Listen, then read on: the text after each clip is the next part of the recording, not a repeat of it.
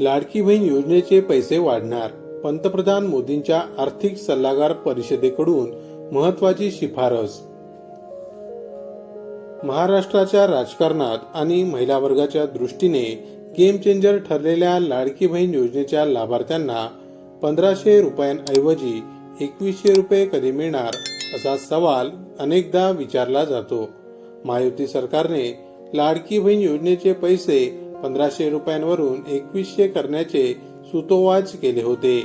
या संदर्भात आता केंद्रीय पातळीवर एक महत्वाची घडामोड घडली आहे. लाडकी बहीण सारख्या योजनांच्या रकमेची वेळोवेळी समीक्षा करण्याची गरज आहे.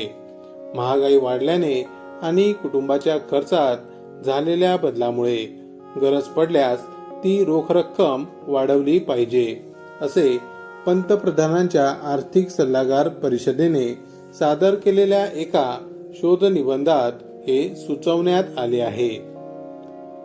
पंतप्रधानांच्या आर्थिक सल्लागार परिषदेने सादर केलेल्या अहवालात महाराष्ट्रातील माझी लाडकी बहीण योजना आणि ओडिशातील सुभद्रा योजनेचा अभ्यास करण्यात आला आहे.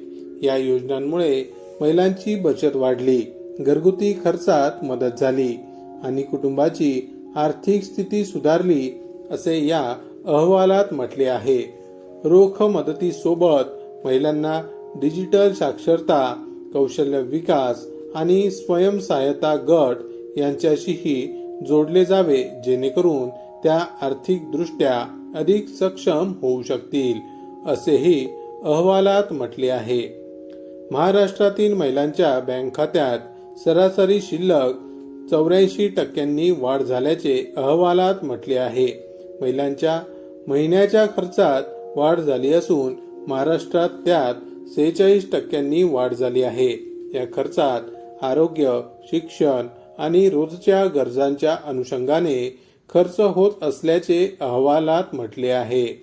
या योजनेचा फायदा सगळ्या कुटुंबाला झाला असून कुटुंबातील इतर सदस्यांची बचत वाढली आहे, तर खर्च कमी झाल्याचे अहवालात म्हटले आहे.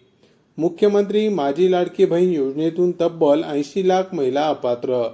मुख्यमंत्री माझी लाडकी बहीण योजनेतून तब्बल 80 लाख महिला अपात्र ठरल्या आहेत.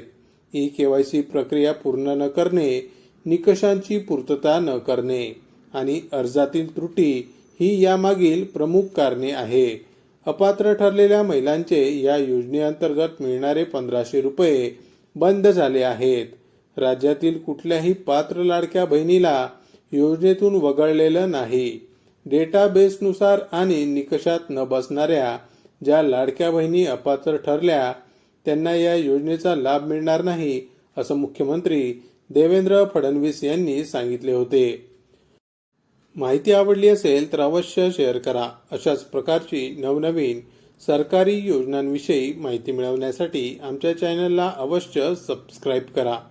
पुन्हा भेटू अशाच एका नवीन माहितीसह. तोपर्यंत जय महाराष्ट्र.